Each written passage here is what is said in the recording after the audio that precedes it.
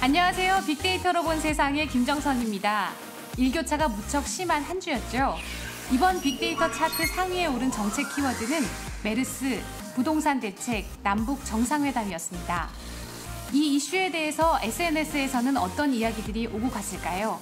함께 살펴보시죠.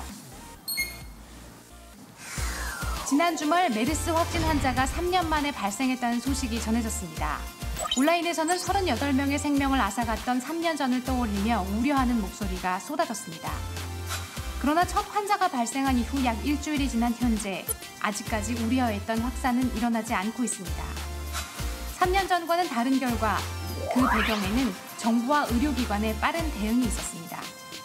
특히 정부는 첫 확진자 발생 당일 대책본부를 가동하고 환자가 방문한 의료기관을 공개했습니다.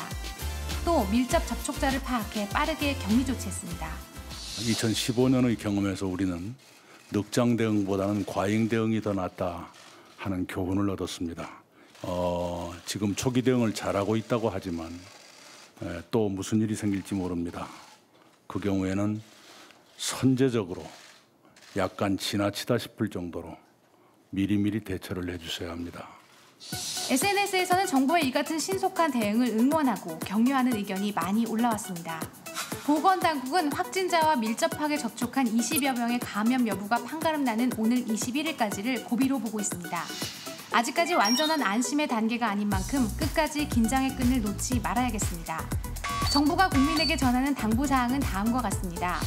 중동 지역이나 인근 국가를 방문한 뒤 14일 이내 발열과 기침이 있거나 그런 사람과 접촉했을 때는 즉시 1339로 전화해야 합니다.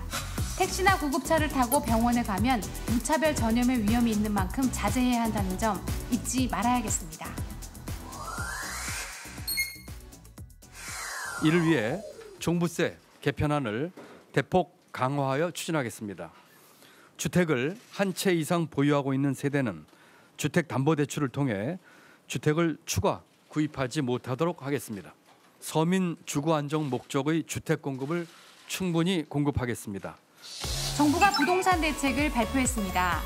그동안 여러 차례 내놓았던 정부의 규제책에도 불구하고 서울과 일부 수도권을 중심으로 집값이 급등하고 있는데 따른 것입니다. SNS에서도 그동안 투기를 방조해서는 안 된다는 의견이 많았습니다. 그런 만큼 이번 대책 발표 이후에 부동산 시장이 안정될 가능성에 대한 기대감이 나타나고 있습니다. 그러나 정부 대책이 나온 뒤에 집값이 오르는 현상이 반복된 만큼 이번에도 비슷한 길을 걷는 것이 아니냐는 우려도 나오고 있습니다.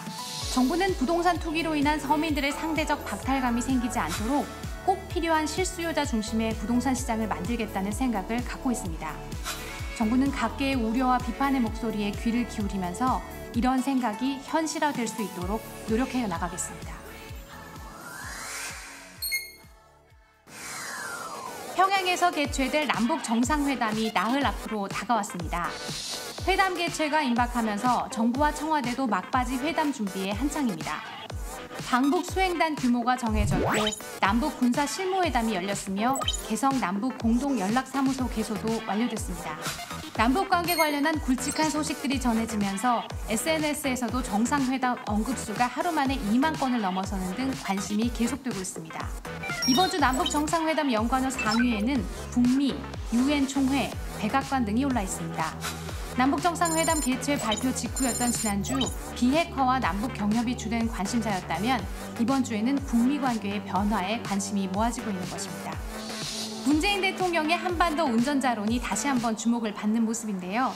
이번 회담을 통해 우리 정부가 주변 국가의 복잡한 실타래를 지혜롭게 풀어낼 수 있기를 기대해봅니다. 지금 SNS에서는 남북 정상회담의 성공적 개최를 기원하는 목소리가 높습니다. 이 응원의 목소리를 전하면서 이번 주 빅데이터로 본 세상을 마무리하겠습니다.